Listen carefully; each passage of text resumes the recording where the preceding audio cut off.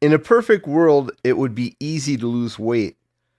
If that were the case, there would not be so many books written about it, so many specialist doctors devoted to it, and so many special diets and so many influencers who promote methods and motivation and so on. OMAD has many potential health benefits, especially when it comes to reducing insulin and cortisol in the body. It's also a great way to maintain a healthy diet. However, it is less than ideal for losing large amounts of weight, and in the long run, it usually fails. I can lose weight. Just give me a chance. 1, 2. I'd rather die.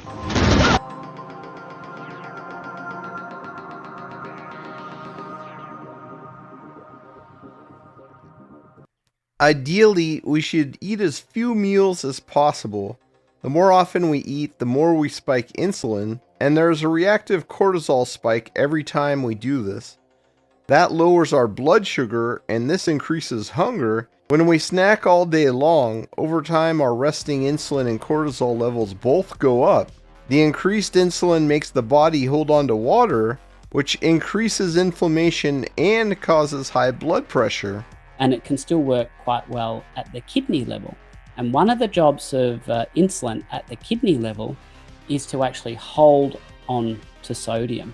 So that's actually a much more important factor for increasing the sodium in your body and causing high blood pressure than is the amount of sodium that you consume.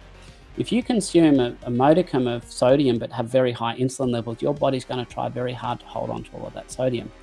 You can, on the other hand, consume a whole lot of sodium but have very good low insulin levels, and any excess sodium that you consume will just come out in your urine. Chronically elevated cortisol also has dire consequences. While cortisol does go up while fasting, it goes downwards after the fast. Its main job is to create energy for the body, and to do this it breaks up collagen in the body and turns it into sugar. It also forces your cells to burn fat and push glucose out of the blood to be saved for the brain. This can alarm people because your blood sugar can actually go up while fasting, especially if you have a fatty liver and high cortisol. However, this is a good thing, and blood sugar is only dangerous when it is very high for a very long period, and ultimately fasting is going to lower your blood sugar in the long term. Cortisol can be highly catabolic, that is, it can break down lean tissue, but it is only when it is constantly elevated that it becomes a problem, such as in hypercortisolemia. This leads to gaining fat while losing lean tissue, stretch marks, accelerated aging, and many other problems. In fact, one of the main benefits of PEDs is that they suppress the activity of cortisol, which stops muscle breakdown. Thankfully, fasting will undo this damage over time and restore your circadian rhythm and cortisol levels to their natural, normal levels. It's actually the cortisol levels that dictate your circadian rhythm, and disturbed sleep is a good sign of elevated cortisol, which is why some people will find it hard to sleep when they first start fasting. It's also very common for people with a high carb junk food diet to have lots of trouble getting to sleep at night. This can change dramatically by changing the diet, but ultimately it's fasting that's going to have the biggest benefit here. Cortisol is what causes the dawn effect, where blood sugar rises in the morning to wake us up. When you eat one big meal a day, it helps a great deal with this issue, especially if it is a high-fat meal. Fat blunts the response of insulin, so the fewer meals you eat, the less total insulin is released, and the less cortisol response there's going to be. Eating low carb will help even more, and while bodybuilders are often paranoid they will not stimulate muscle growth this way, it is really leucine content in a meal that dictates muscle protein synthesis, not insulin. You're going to have much more effect from high quality proteins than by eating large amounts of proteins, and you're going to have a lot more effect from eating foods like meat than you are from eating junk food. High carb foods were just avoided by the bodybuilders of old days, and it's only in recent times that they've become in vogue, the large reason for that is that they can greatly speed up your metabolism. And many of these guys are using way more than was used in the past, and it would just cost them a fortune if they ate nothing but steak all day.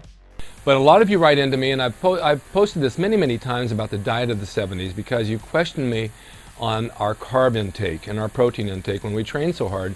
And many of you asked, it's impossible to train and get big on the amount of carbs that we were taking in. Well, no, it's not. We would take protein in at least 5 times a day. And it would be comprised of, let's say, for example, breakfast would be a hamburger patty and eggs, or hamburger patty, eggs, and cottage cheese, or maybe a turkey patty and eggs and cottage cheese, and maybe a small protein drink. Then it would be to the gym. Then we'd train. If I got done early enough, there'd be another little protein drink, but I'd mix it with water. If not, I'd go directly to lunch. And usually Arnold and I would go, and a few guys, and we go to Zookie's Delicatessen on 5th and Wilshire, which is our hangout, and we get a cheese omelet with cottage cheese and maybe a burger patty to match. So today, when you see that and you wonder why we did what we did and why we gained that, is because we trained heavy, we trained hard, and we ate good. And the carbs I didn't count, but I know that it was pretty low. I mean, I wouldn't eat pasta, I wouldn't eat rice, I wouldn't eat white bread or white sugar. That was just no, not at all. If I went somewhere and they had cookies and this and that, I'd just say no. I just won't eat it. Even though I like them, I wouldn't do it. Even if you're not a bodybuilder, you'll want to control cortisol as much as possible if you want to maintain your health and control the signs of aging, such as wrinkles and stretch marks. The main substrate that cortisol uses to create energy for the body is actually collagen. It breaks up the collagen to get at the glycine in there, and then it uses gluconeogenesis in order to create sugar. When you have your body constantly attacking your collagen, it's not going to be good for your looks, and it's going to be even worse for your health. And this is going to lead to being very frail over time, because it's really your tendons that largely dictate your strength and your ability to exercise. The growth hormone released from fasting, on the other hand, will create new tissue, which replaces anything that's lost during the fast, and whatever you've lost in the past for various reasons, such as elevated cortisol. But when you have cortisol and insulin high all the time, as many people do today, and pretty much every obese person today does, then you're going to be constantly losing lean tissue without replacing it, and you're going to wind up basically all skin and fat. And with loose, sagging skin, even your face, the skin is going to hang down, and it's going to look bad over time.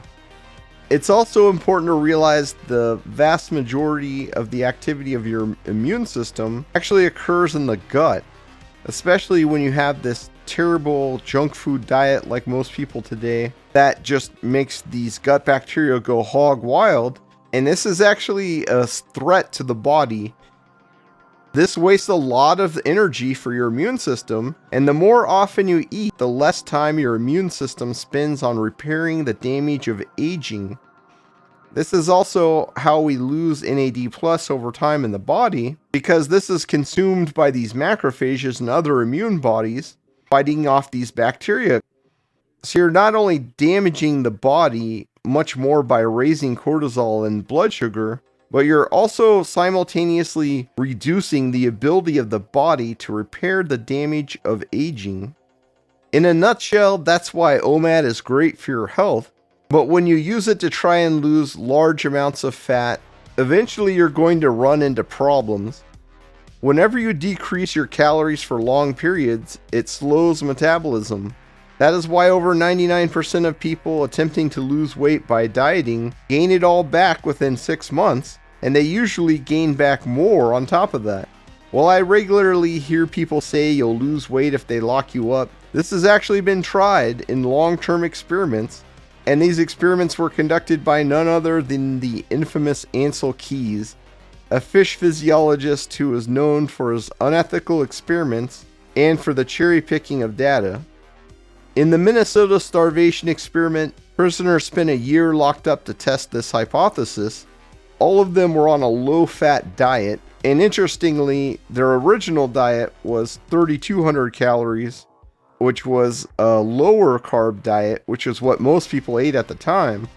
But nowadays, everyone is eating a 2,000 to 2,500 calorie low-fat diet, and everyone is much fatter. So that's an interesting thing that someone pointed out to me a while ago. When they did lock them up and forced them on this extreme starvation diet, after 6 months the weight loss stopped, and then it actually began to reverse even while eating the same calories. What's more, the body composition worsened and the body started to put on fat and simultaneously get rid of muscle. Once the extreme diet phase was over, they actually kept the prisoners locked up and very slowly raised their calories back to normal. In spite of the controlled circumstances, which eliminated the possibility of cheating, all of the prisoners quickly gained back all of the weight. So no, it's not just you being bad on your diet, it's because the diet does not work.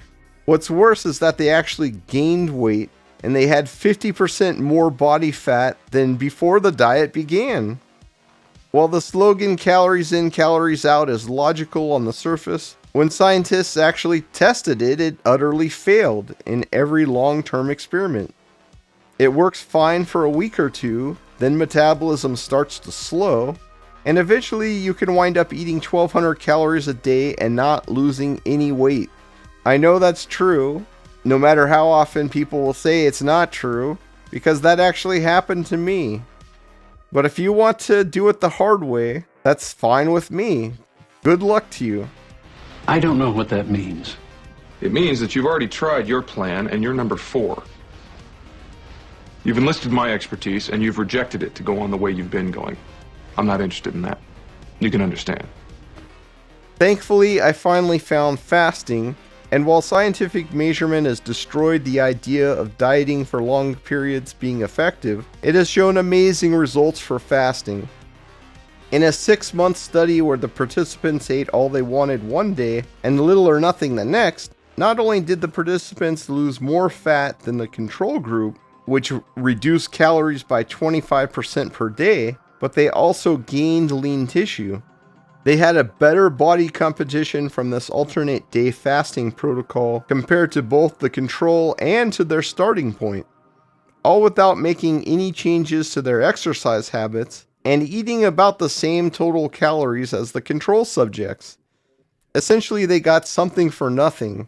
This is because it takes time for your body to respond to reduced calories, so if you cut calories a day or two, you won't have this issue.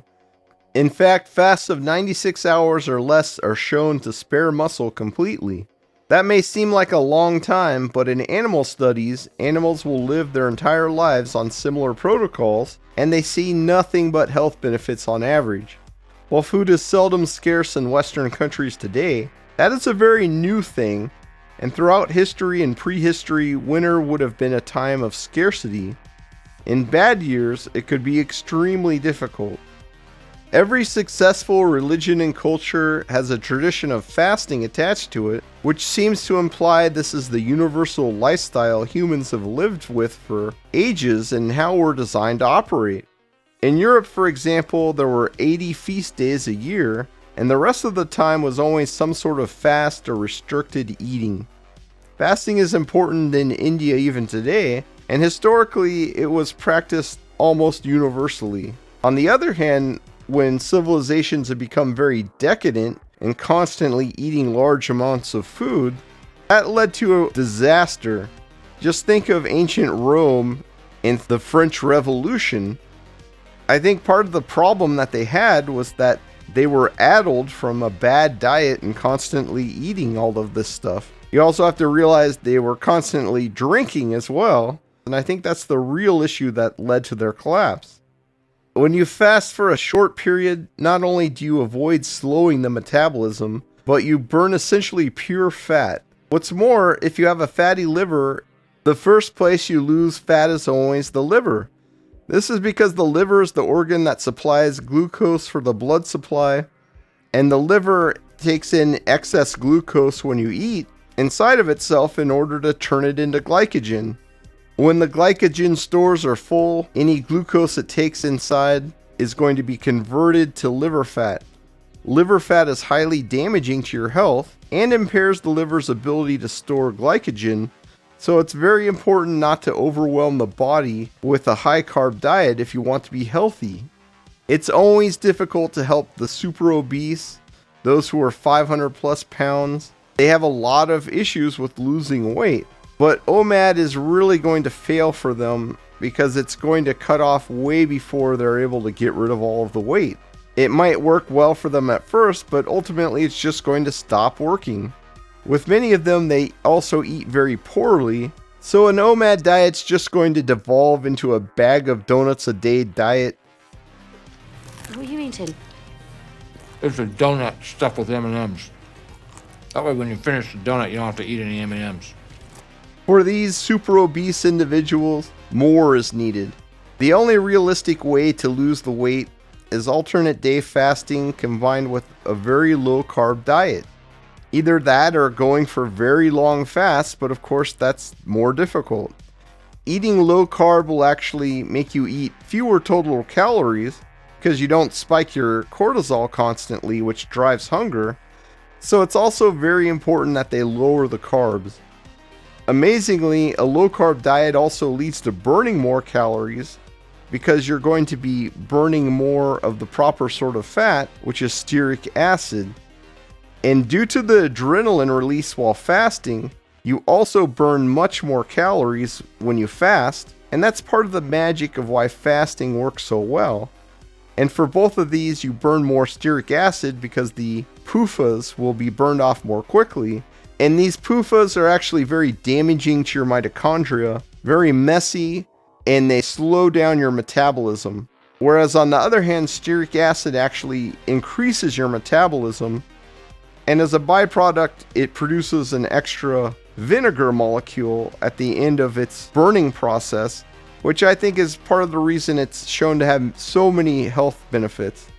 If you want to know more about that, just look at my last video where I talk about how humble vinegar can save your life. A low-carb diet and fasting both increase mitochondrial growth, which will increase your metabolism over time because your mitochondria are the true basis of your basal metabolic rate, not hormones like thyroid hormone, as many people will claim. Thyroid hormone is very catabolic, like cortisol, and the last thing you want is chronically elevated thyroid and cortisol levels from eating a high carb diet, especially when you're snacking all day long with many small meals. This is very bad for your health, and it's going to wither your organs and slow your metabolism over time.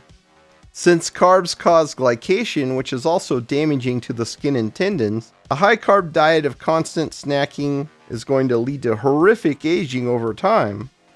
The way I lost the weight was with 72 to 96 hour fasts. I would do one every week for extended periods with a few breaks in between. So overall it took me about 2 years to lose the weight that way, or actually probably a year and a half. That may seem like a lot of fasting, but you could easily eat once every 3 days and gain nothing but benefits if you can get enough total nutrition in. You could also lose it this way, but alternate day fasting is much easier to succeed with, and it's clinically shown on average to lose fat without losing any muscle or slowing the metabolism over time, even over very long periods. This is perhaps the most efficient way to lose weight, and probably the only realistic way for the super obese to achieve success. That doesn't mean you have to weigh 500 pounds to try it though. You could also just use it to lose 5 or 10 pounds, such as if you have a big date, an anniversary, a reunion, or whatever. And that's not going to be dangerous. And it's actually going to help adjust your hunger. Of course, the main reason I fast is health. And for that purpose, I do a 36-hour fast once a week and a 72 to 96-hour fast once per month. But for health purposes, even a single 72-hour fast once a year could make a big difference over time. You can also do a fasting mimicking diet on your fast day.